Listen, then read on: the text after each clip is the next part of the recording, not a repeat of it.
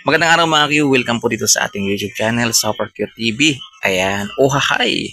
Kamusta po kayong lahat guys? Sana po ay nasa mabuti po kayong kalagayan habang pinapanood niyo po yung video na ito. At sana po sa mga hindi pa po nakapag-subscribe, nandito po, pinapanood po yung video ko guys.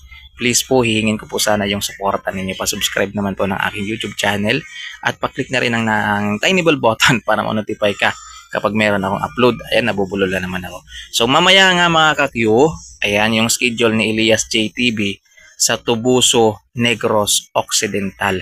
Ayan, doon sila mamaya magpe-perform guys. Grabe no, from Siquijor lilipad sila ng Tubuso, Negros Occidental. At hindi birong event to guys kasi napakaraming banda na malulupit ang makakasama ni Elias JTV mamaya sa Tubuso, Negros Occidental. Kagaya na lang ng Sponge Cola. Yan, The Dawn, yan. Don Pitok. Yan po yung mga makakasama nila guys sa mga kilalang banda. Yan, Kanamit Hones. Yan, Bios Band. Ayan, Symphony Band. Ayan po. At marami pa pong iba guys. Siguro may mga ano pa yan, may mga guest pa yan.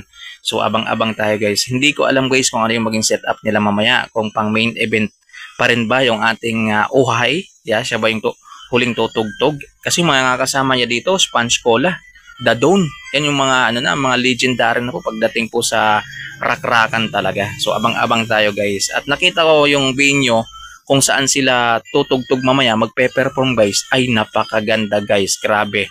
Napakaganda. Hindi ko lang pwedeng try natin mag-upload mamaya ng venue kung saan sila tutugtog. Kaso nga lang nag-PM pa po ako sa may-ari ng video kung pwede natin siya magamit. Ayan, kasi baka mamaya maka-copyright tayo. So nag-PM pa po ako. Pag nag-reply po siya, i-share ko po sa inyo guys. Napakaganda po ng event venue nila mamaya guys. Natutugtugan nila Elias JTV. So abang-abang tayo. I'm sure. Yan, kumbaga excited na po yung mga taga Tubuso. Yan, Negros Occidental. Grabe. Yan no, from Siquijor to Negros Occidental. So abang-abang po. At sana po dasal po natin na maging successful din yung event mamaya. Yan po talaga yung natin.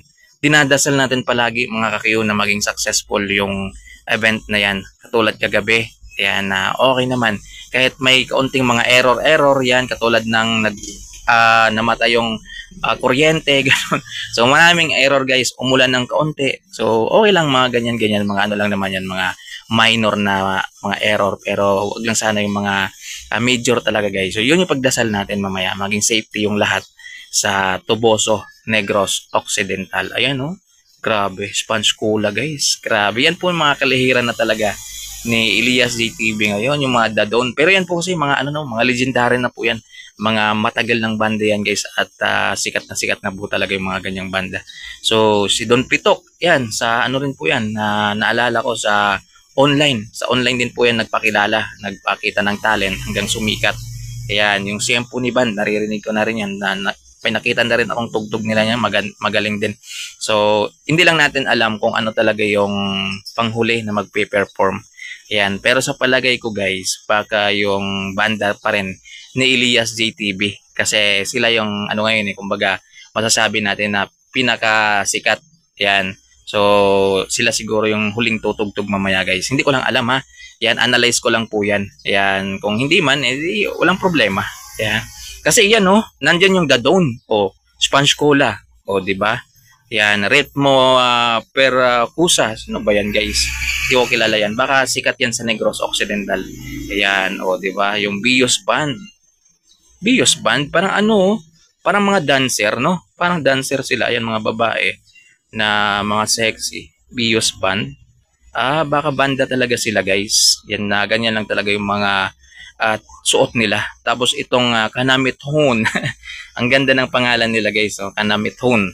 Yan. Kanamit Tone. Parang ganon. Tone. Tapos yung Symphony Band. Yan. At ito talaga guys. Yung siguro forever ko na tong idolo talaga. Yung Sponge Cola. Yan. Siyempre mga nauna na yan sila guys. So ngayon siyempre yung isa pa sa mas sinahangaan din natin ngayon ay yung Elias Band. Siyempre si Elias JTV. Kasi marami po siyang na-inspire kasi napakabait, 'di ba? Humble sa kabila ng lahat ng tinatamasan niya ngayong kasikatan. Mga Q Mapaluzon, Visayas at Mindanao, sobrang kilala na po siya, guys. So, yun guys, abang-abang tayo mamaya. Ayan, so try natin mag mag-upload mamaya ng event venue nila guys, kasi napakaganda ho talaga ng venue ng Toboso. Yan, kung saan sila magpe-perform mamaya. Ayan, so alam ko excited na po talaga yung mga taga Toboso. Ayan, so madami na naman yung sasaba ka diri. Ayan. Kasi yung mga taga Negros Occidental guys, napag-alaman ko na sobrang magagaan yung mga tao doon guys. Maraming pugi, maraming magaganda at mababait yung mga tao sa Negros Occidental. Ayan, sa katunayan nga, may mga taga Negros nga na nandito sa lugar namin. Ang mabait ho talaga nila. Kaya abang-abang tayo mamaya guys sa performance ni Elias JTB. Ayan, dasal lang po tayo ha, dasal lang po tayo na maging successful. Ayan, walang mangyaring hindi maganda. Ayan, so dasal lang po tayo at maging safe yung lahat mamaya sa Toboso Cafe. So maraming salamat guys sa panonood.